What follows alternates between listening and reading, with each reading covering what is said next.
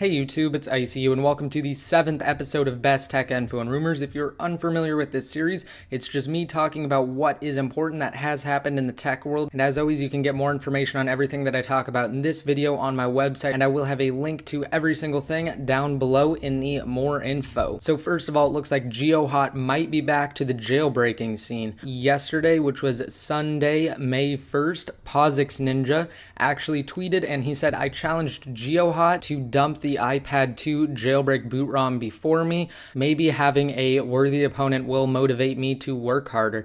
And then just a couple minutes later, he tweeted and he said he accepted. He said he didn't have an iPad 2 yet, but he's getting one really soon. So typically Posix Ninja doesn't mess around about stuff like this. As most of you know, he is one of the key members of the Chronic dev team who released Green Poison, which was an untethered jailbreak for 4.2.1, and it is probably the easiest jailbreak in my opinion, aside from something like Jailbreak Me. But anyway, he is a really reliable source, and I really do think that it is true. And considering that Geohot doesn't really have any contact with the internet after the whole thing with Sony happened, Posix Ninja basically had to speak on his behalf. So now I'm going to move on to iOS 5. Now iOS 5 is expected to have some pretty amazing features after all of the cool features that were added in iOS 4. And apparently it seems that Apple has already begun widespread testing. So as you can see, the list shows what devices it's being tested on, and it's also being tested on the iPhone 3GS as well. Now, a lot of people were expecting that the iPhone 3GS would basically just be cut off from future iOS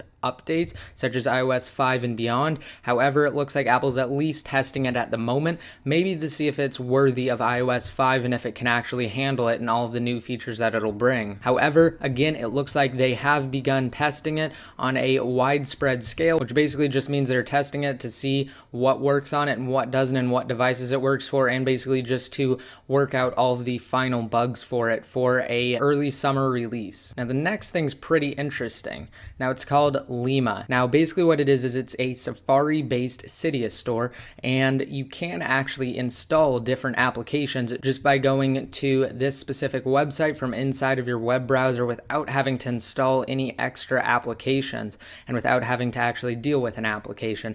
Now, the great thing is that you can actually install Cydia packages, also known as deb packages. Now, no release dates have been put out yet. However, it is being worked on by the dev team, which is the same dev team who brought us Icy. And if you guys don't know what Icy is, I will have a video down below in the more info demoing the newer version of Icy, the one that has been brought back to life, that does work on all iOS devices, and it also works all the way up to the latest version of iOS. But aside from that, I'm really looking forward to Lima and its launch. Just be sure to stay tuned, and I will have full coverage on it once it is released to the public. Now, last week, Apple said they would be updating their iOS to version 4.3.3 in order to fix bugs. Now, basically, the main bug that they're talking about is location storing. Now, Steve Jobs basically just tried to pawn that off as a bug, and I also think that it actually was intentional. Now, I don't think they were doing it to track you. I just think that they were doing it to make better use of applications and the location services. With that being said, they're basically going to cut the location storing